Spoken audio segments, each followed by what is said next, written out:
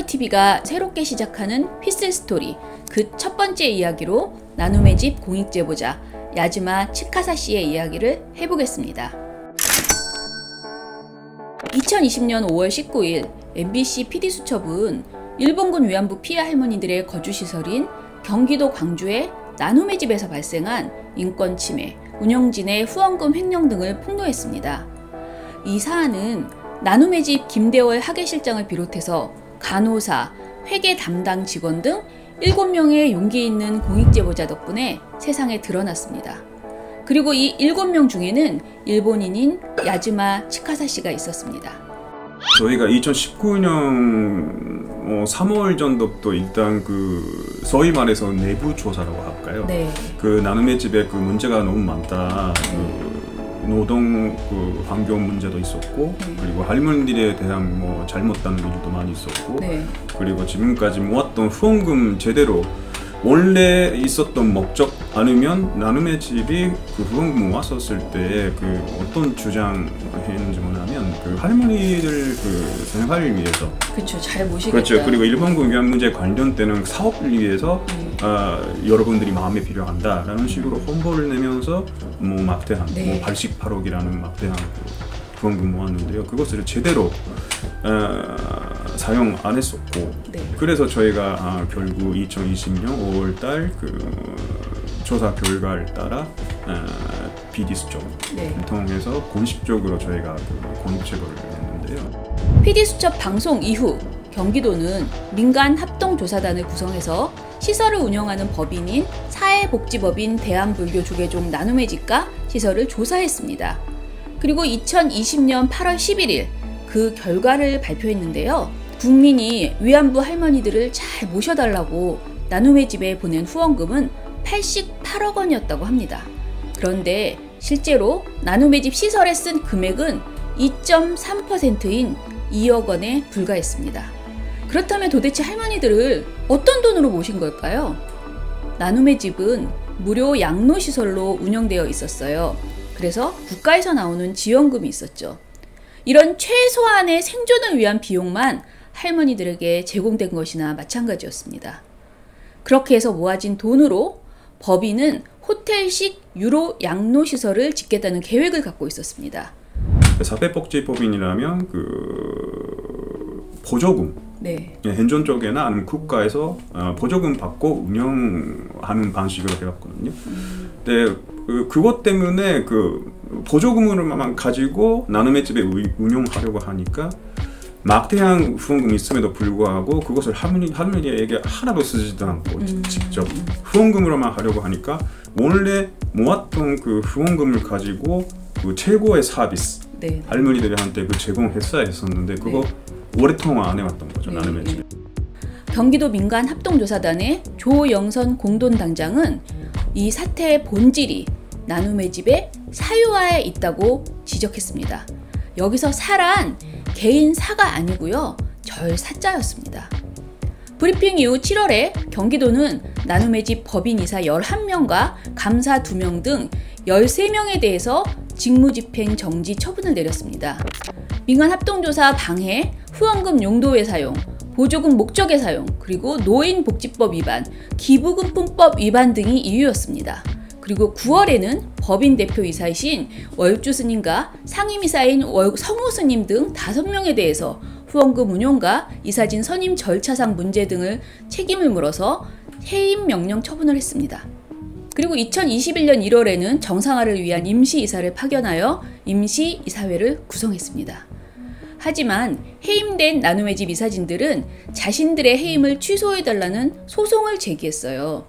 1년여 시간이 지나서 올해 1월 20일 재판부는 이사진을 해임한 경기도의 처분이 정당하다고 판결했습니다. 이어서 2월에 해임되었던 스님들이 항소를 포기함에 따라 1심 판결이 확정되었습니다. 자, 그렇다면 이제 나눔의 집은 과연 정상화된 것일까요?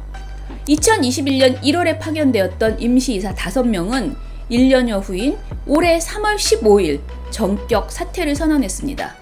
임시이사들은 그동안 객관적이고 중립적인 입장에서 나눔의 집 정상화를 위해 노력해왔지만 더 이상 논의가 진행될 수 없어서 임시이사직을 사퇴한다고 밝혔습니다. 도대체 무슨 일이 있었을까요? 대표이사 대행을 맡아왔던 이찬진 변호사는 개정안들을 이사회부터 계속 올렸지만 이게 다 무산되었다라고 말했습니다. 할머니들을 제대로 안 돌봐왔던 직원들을 징계할 수도 없었고요. 조계종 승려 위주인 이사회 구성은 손댈 수조차 없었다고 합니다. 한마디로 도저히 정상화할 수 없어서 그 상황을 고발하면서 사퇴를 했던 것입니다. 이뿐만이 아닙니다. 공익제보자 괴롭힘도 심각했습니다.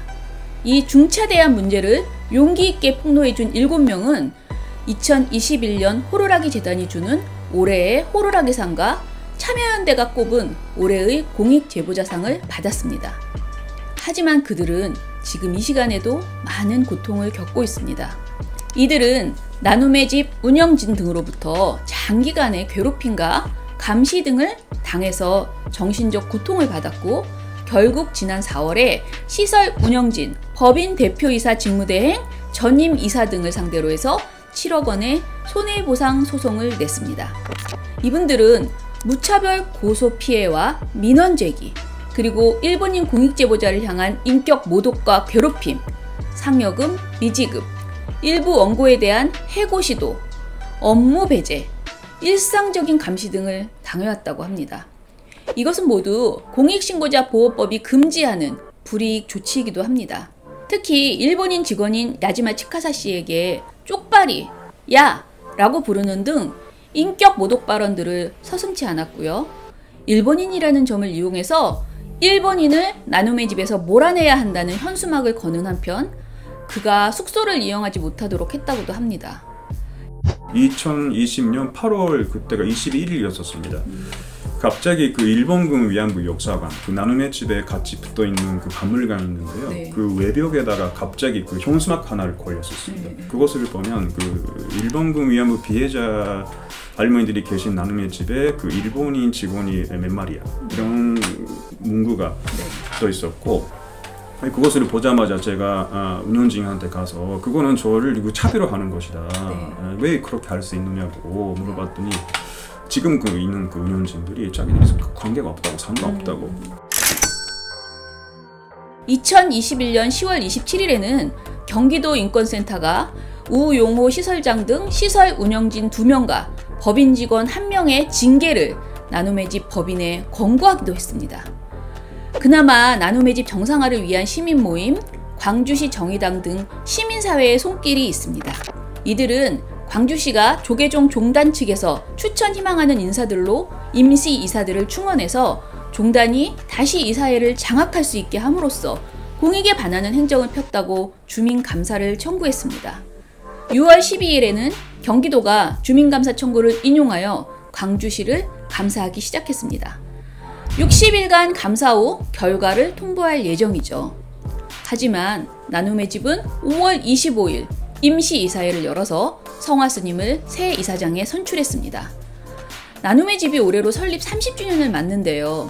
그래서 새 대표이사 성화 스님 취임과 함께 초심을 다지고 미래 방향도 모색하겠다고 했고, 나눔의 집을 정상화시켜서 지금 자연적으로 생명이 10년 미만에 계신 어르신들을 잘 모시겠다라고 밝혔습니다. 그렇다면 이제 나눔의 집 정말 정상화된 것일까요? 야지마 치카사 씨는 변한 게 없는 수준을 넘어서서 더 악화되었다고 말합니다. 그 이후에 새로운 분들이, 운영진들이 들어오셨을 거 아니에요? 네. 근데 그분들의 어떤 그 뭐 운영 방침이나 이런 것이 변화된 것이 별로 없는 건가요? 변화되는 것이 별로 없다는 것보다 오히려 악화되어 있다고 저는 계속 주장하고 있는데요. 네. 뭐 새로 들어온 운영진들은 먼저 했던 게 우리 공익제보 직원들이 할머니를 못 만나게. 아, 그래요? 네, 그런 식으로 돈 벌어. 그럼 다른 일을 하게 하는 거예요? 그렇죠. 원래 그 저희가 공익제보 시작하기 전에까지는 뭐 서로가 아주 자유스럽게 뭐 할머니들인지 뭐 직원들인지 서로가 자유스럽게 왔다 갔다 하면서 뭐 소통도 하고 있었고, 뭐 할머니가 어디 가시고 싶다고 하면 우리가 모시고 뭐 카페 가든지 뭐 놀러 가든지, 아니면 어떤 할머니 경우에는 화투 치는 거 되게 좋아하세요. 그러면 매일 내려가가지고 사무실에 와가지고 화투 치자라고 하면 우리가 계속 할머니하고 놀거나 그리고 할머니들 본인분들 자체가 본인 뭐 역사적으로 아주 중요한 역할을 갖고 있는 분들이기 때문에 할머니들이 생애도 그 기록도 해야 하고 여러 가지 할머니 있어야 우리가 할 수 있고 우리가 하고 싶고 해야 하는 일들이 많이 있었는데요. 그런 일들이 기본적으로 새로 들어온 운영진들이 그 코로나를 핑계로 못 만나게 했었고 못하게 했었어요. 무엇보다 주민 감사의 결과도 나오지 않은 상황에서 정상화에 맞추어서 다시 시작하겠다고 선언하는 것은 가당치 않다고 이야기했습니다. 야지마 치카사 씨는 대표이사 성화스님의 코멘트를 보면서 예전에 고이즈미 전 일본 총리가 기자들과의 인터뷰에서 한일 간의 과거는 흘려 미래만 생각하자 라고 말했던 장면이 겹쳐 보였다고 합니다. 이 대표이사의 발언의 본질은 좋은 일을 하기 위해서 과거를 잊자 라고 말하는 것처럼 들린다는 것입니다.